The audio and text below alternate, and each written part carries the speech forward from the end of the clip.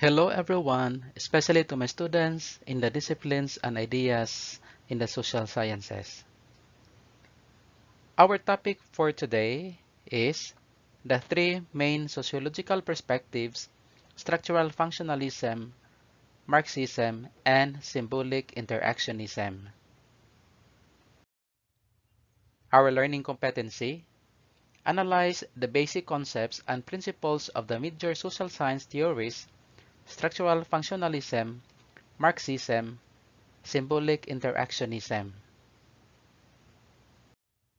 Objectives: identify the concepts and principles of the three major sociological perspectives: structural functionalism, Marxism, and symbolic interactionism. Establish deep understanding in viewing social differences. Appreciate individual differences as major contributor to the progress of the society or nation. What is structuralism? Structuralism, a method for analyzing language, narratives, and cultural phenomena that uncovers basic elements that form structures.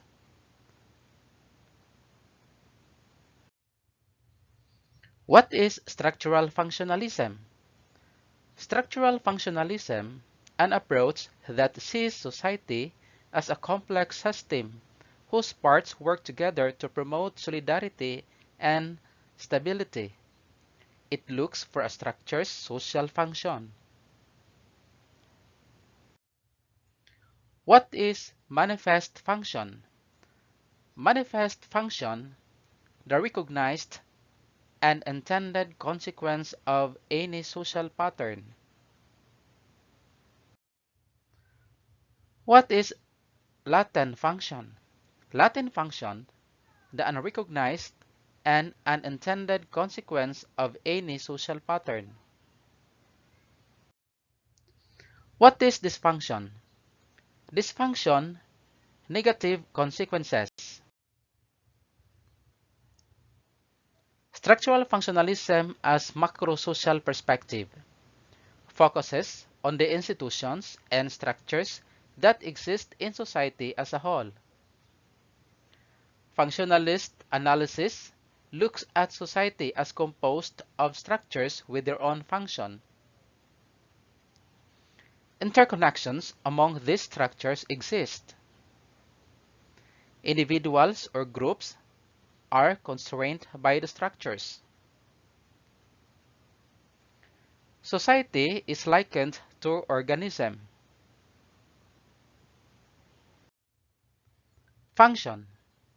Different parts of society contribute positively to the operation and maintenance of the entire system. Goods and services are produced, manufactured in order to satisfy the needs of the consumers. The institution of family plays the role of procreation. Political system exists to maintain peace and order, among others. Agency carry out their task in the context of society that is aligned or consistent with norms, values, and structures of the society. Interdependence and social equilibrium. Every social structure is interdependent with one another. Different parts of society work together in an orderly fashion to attain social stability, progress, development, integration. There is social equilibrium, consensus, and not conflict among the social structures. Evolutionary change. Change is orderly, gradual, and evolutionary, not revolutionary, not cataclysmic, not abrupt. Conflicts and other external forces could prime social change, but these are just adjustments to attain further equilibrium and stability. As development or change happens, the different parts of society tend to become more differentiated in terms of their functions. Talcott-Parsons structural functionalism. Adaptation, goal attainment, integration, latent pattern maintenance. Adaptation, securing sufficient resources from the physical and social environment and then distributing these throughout the system.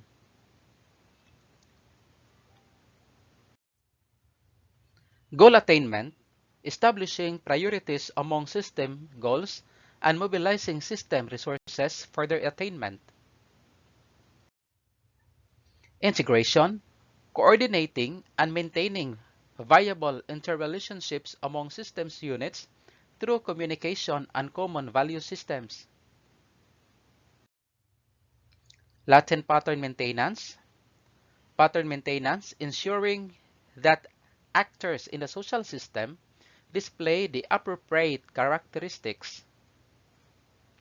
Tension management, dealing with the internal tensions and strains of actors as they meet the demands of social system.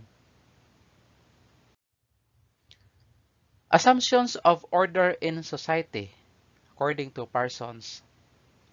Systems have the property of order and interdependence of part.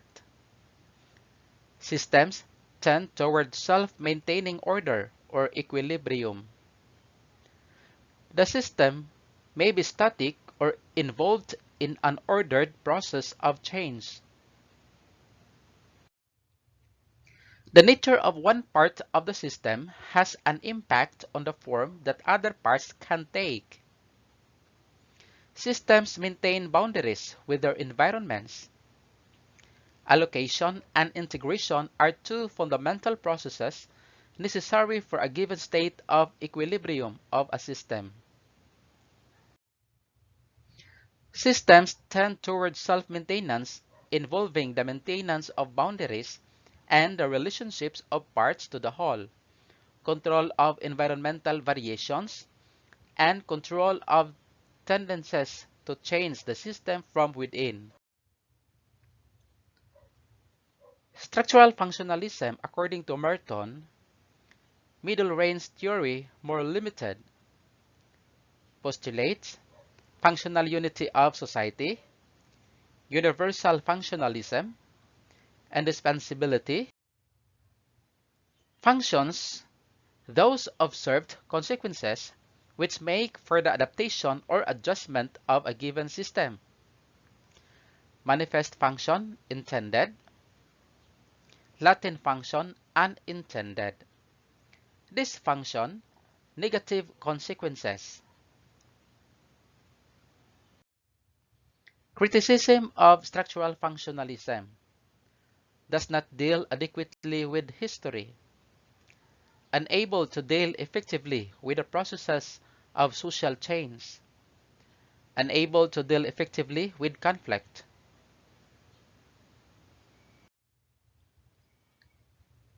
Marxism.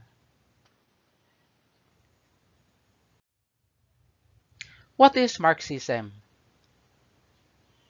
Marxism is an economic and social system based upon the political and economic theories of Karl Marx and Friedrich Engels.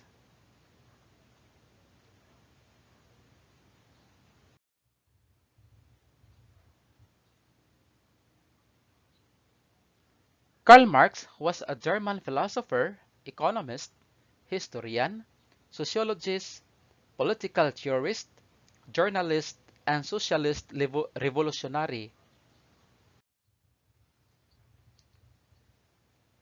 Friedrich Engels was a German philosopher, communist, social scientist, journalist, and businessman.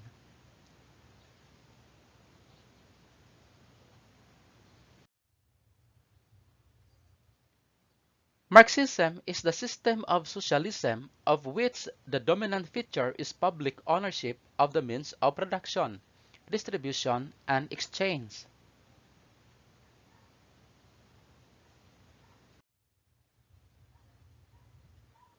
Marxism is a political theory that analyzes how social classes, money, and most important, the means of production affect society.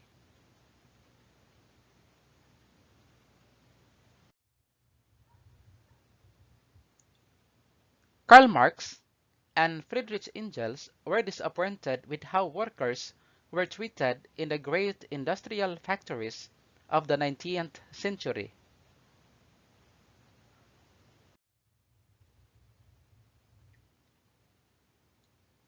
They believed that the proletariats were being exploited and oppressed by the bourgeoisie, who generally owned the factories, or as Marx called it, the means of production.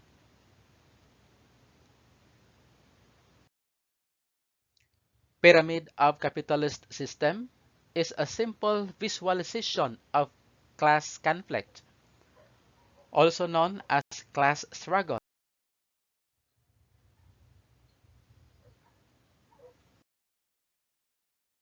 Goal of Marxism.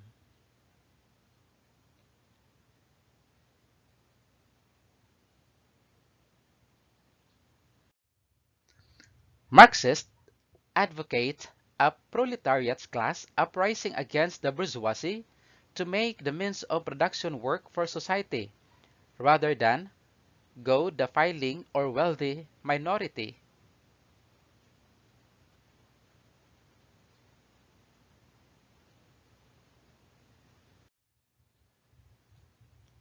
What is Marxism other term? It is conflict theory.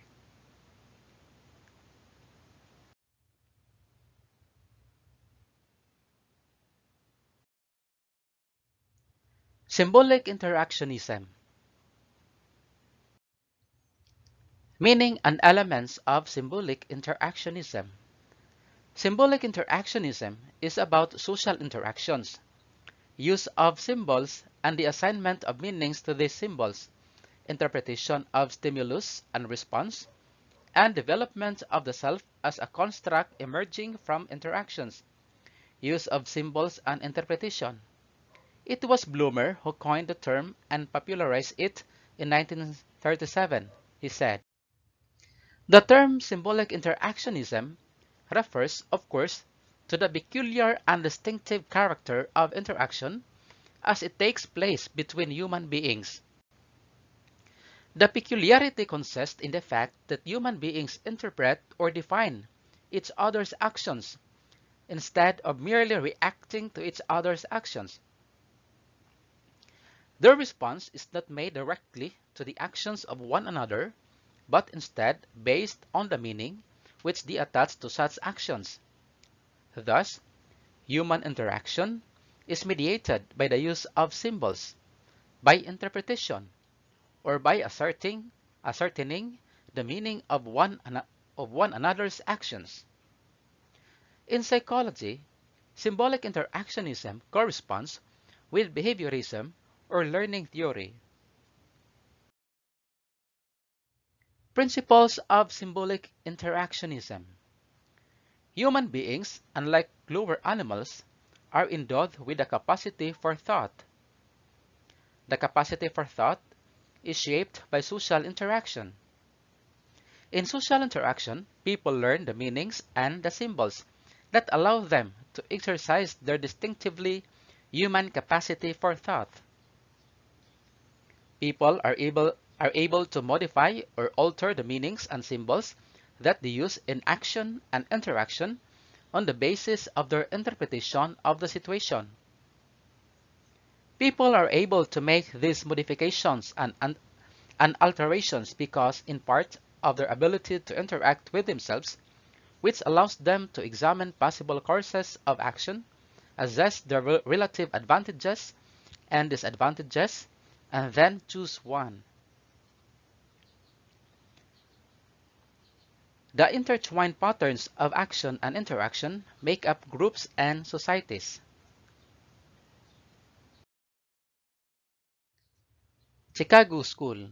The Chicago School refers to a specific group of sociologists at the University of Chicago During the first half of this century, their way of thinking about social relations was heavily qualitative, rigorous in data analysis, and focused on the city as a social laboratory.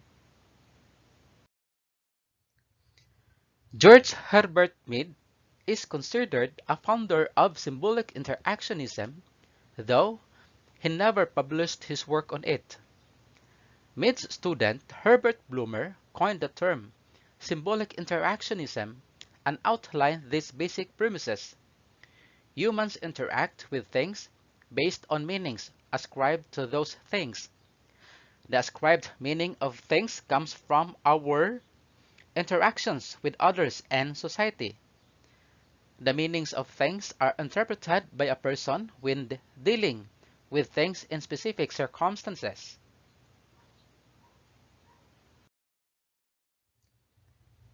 If you love books, for example, a symbolic interactionist might propose that you learned that books are good or important in the interactions you had with family, friends, school, or church.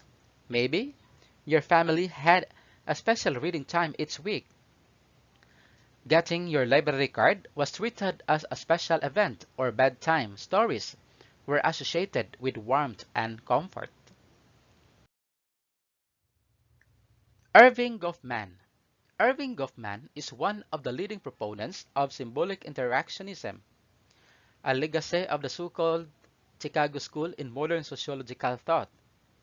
He used the framework of dramaturgy to portray people as actors, whose actions are shaped by the type of interaction they make with others. His best-known work is the presentation of the self in everyday life.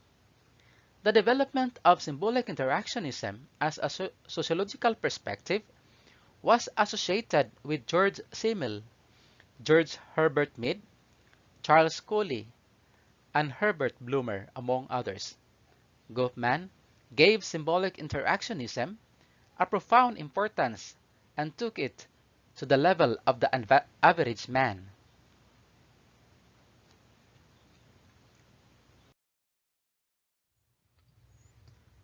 Arlie Russell Hochschild Hochschild is a professor at the University of California at Berkeley who has established the sociology of emotions as a field of study. She has written three books: The Man's Heart, Commercialization of Human Feeling, The Second Shift, and The Time Bind. Hochschild uses an interactionist perspective, although one that makes emotions and feeling a central focus of her study. She argues that emotions are social and can act as signals concerning the relation between the environment and the self. In this sense, emotions can be symbols that are widely recognized and form part of the way that each of us manages and expresses ourselves in social interaction. Our ability to manage emotions is based on our expectations of others and the expectations of others toward us, and this can be mutually understandable because these are based on earlier experiences. In the interaction perspective, our emotions act as part of the interpretive process, and the emotions that have become parts of the social self are one means that we use to interpret stimuli and develop an appropriate response.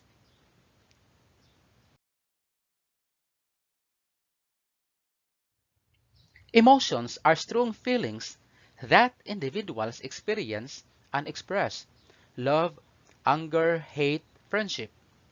The study of emotions and feelings became a more important part of sociology beginning in the 1970s, following the development of the women's movement.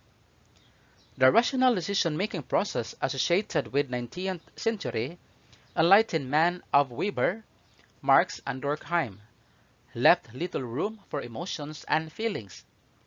Durkheim's social currents and collective consciousness in traditional societies allowed for the possibility of this at the societal level, but he said little about how emotions are involved in social interaction.